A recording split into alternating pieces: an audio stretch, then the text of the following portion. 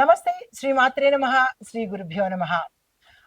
శ్రీ విశ్వావసు నామ సంవత్సరం మే నెల యొక్క మేషాది ద్వాదశ రాశుల వారికి అన్ని రంగాల్లో ఉన్న వాళ్లకు ఎలాంటి ఫలితాలు ఉండబోతున్నాయి, ఏ గ్రహ సంచారాలు ఎలా ఉంటున్నాయి, వాటి యొక్క పరిహారాలు, సూచనలు, మంత్రాలను కూడా అందివ్వబోతున్నాను.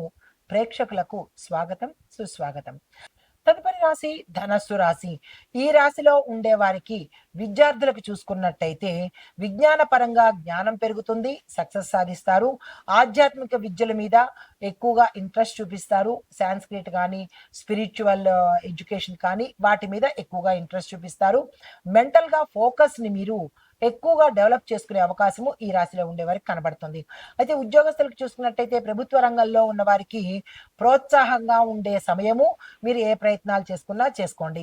ఖాతాల నిర్వహణలో అంటే అకౌంటింగ్ సిస్టంలో కనుక కొన్ని బాధ్యతలు పెరిగే అవకాశం కనబడుతోంది. వ్యాపార పరంగా చూసుకున్నట్టయితే ట్రాన్స్పోర్ట్ డిపార్ట్మెంటు, రిటైల్ వ్యాపారస్తులకు విశేషంగా లాభాలు వచ్చే అవకాశం కనబడుతోంది. విద్యారంగంలో ఉన్న వారికి చూసినట్టయితే పెట్టుబడులకు ఇది మంచి ఫలితాలు ఇస్తాయి. అంటే ఎడ్యుకేషన్ సంబంధించినటువంటి వ్యవస్థలు స్థాపించాలన్నా, దానికి సంబంధించినటువంటి ఇన్వెస్ట్మెంట్ చెయ్యాలన్నా కానీ ఇది కరెక్ట్ సమయం, ప్రయత్నం చేసుకోండి. ఆరోగ్యపరంగా చూసినట్టయితే పేగులకు, జీర్ణ వ్యవస్థకు సంబంధించిన తీవ్రమైన అనారోగ్యము, సమస్యలు, ఆపరేషన్స్ అయ్యే పరిస్థితి కనబడుతోంది. జాగ్రత్తలు తీసుకోండి. సూర్య నమస్కారాలు చేసుకుంటే కొంతవరకు ఫలితం కనబడే అవకాశం ఉంది. అయితే వ్యవసాయ పరంగా చూసుకున్నట్టయితే కనుక కూరగాయలు, పండ్ల సాగుకు కనుక మీరు ఎక్కువగా ప్రయత్నం చేస్తే లాభాలు వచ్చే అవకాశం కనబడుతోంది. మార్కెట్లో ధరలు కూడా మిశ్రమంగా ఉండబోతున్నాయి. మీరు ఆ ప్రయత్నాలు చేసుకోండి. కుటుంబ పరంగా చూసినట్టయితే కనుక సంతాన సంబంధిత విషయాల్లో సంతోషకరమైన వార్తలు, సమాచారాన్ని అందుకుంటారు. వయోజనులతో అంటే వృద్ధులతో మీకు భేదాభిప్రాయాలు గతంలో ఉండి ఉంటే కనుక సద్దుమణిగిపోయి సానుకూలమైన సంబంధాలు కలిగే అవకాశం కుటుంబంలో గోచరిస్తోంది. శుభకార్యాలు చేస్తారు, శుభకార్యాలకు పెడతారు, శుభవార్తలు వినే అవకాశం కూడా గోచరిస్తోంది. అయితే రాజకీయాలు చూసుకున్నట్టయితే కనుక ధార్మిక, ఆధ్యాత్మిక రంగాలలో కీలకంగా నాయకత్వం ఉండబోతోంది. కేంద్ర పరిపాలనలో మేధావుల ప్రభావం ఎక్కువగా కనబడుతోంది. అయితే ఆర్థికంగా చూసినట్టయితే దేశ ఆర్థిక పరిస్థితుల్లో విదేశీ పెట్టుబడులు ప్రవేశపెట్టడానికి సూచనలు జరుగుతున్నాయి. అయితే బ్యాంకింగ్ వ్యవస్థ కాస్త ఊపిరి తీసుకునే అవకాశం కనబడుతోంది. దేశ రక్షణ విభాగం చూసినట్టయితే కనుక ఇంటర్నల్ సెక్యూరిటీ రంగము డెవలప్ అయ్యే అవకాశం కనబడుతోంది. సైబర్ సెక్యూరిటీకి మిషన్స్ అంటే కొత్త కొత్త అరికట్టేందుకు విధానాలను, మిషన్స్ను, ఆపరేషన్స్ను కనిపెట్టబోతున్నారు.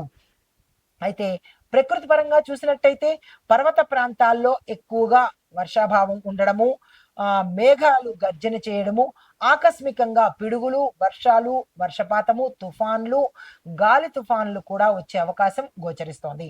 అయితే సామాజికంగా చూసినట్టయితే విద్యా సంస్కరణల మీద చర్చలు జరగబోతున్నాయి.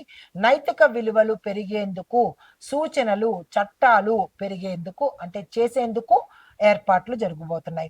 అయితే సినిమా రంగంలో చూసినట్టయితే కనుక ఫ్రెండ్షిప్ సంబంధించి, దాతృత్వానికి అంటే చారిటీకి, హెల్ప్కి సంబంధించిన చిత్రాలు ఆదరణ పెరిగే అవకాశం ఉంది. అంటే ప్రజల్లో ఇలాంటి సినిమాలు తీస్తే మంచి పెరిగే అవకాశం ఉంది. నిర్మాతలు, డైరెక్టర్లు ఆ దిశగా ప్రయత్నం చేయండి. భక్తి, సంగీతముకు సంబంధించిన సినిమాలకు విశేషణ ఆదరణ పెరగడంతో పాటు నిర్మాతలకు, డైరెక్టర్లకు లాభాలు వచ్చే అవకాశం ఉంది. ఆ దిశగా ప్రయత్నాలు చేసుకోండి. అయితే ఓవరాల్గా పరిహారాలు, సూచనలు చూసినట్టయితే కనుక గురువారం రోజు పసుపు, గంధం తీసుకుని దాంతో పూజ చేసినట్టయితే విశేషమైన గురుబలం పెరుగుతుంది. దీనికి సంబంధించినటువంటి చిన్ని మంత్రము ఓం శ్రీ బృహస్పతియే నమః. దీన్ని 108 సార్లు ఈ నెల రోజుల పాటు చదువుకునే ప్రయత్నం చేసుకోండి. దత్తాత్రేయ స్వామి వారి ఆలయ దర్శనం చేసుకోండి, లేదా గురు సంబంధిత ఆలయాలను దర్శించుకోండి. విద్యార్థులకు నోట్బుక్స్ ని దానంగా ఇచ్చే ప్రయత్నం తప్పనిసరిగా చేసుకోండి.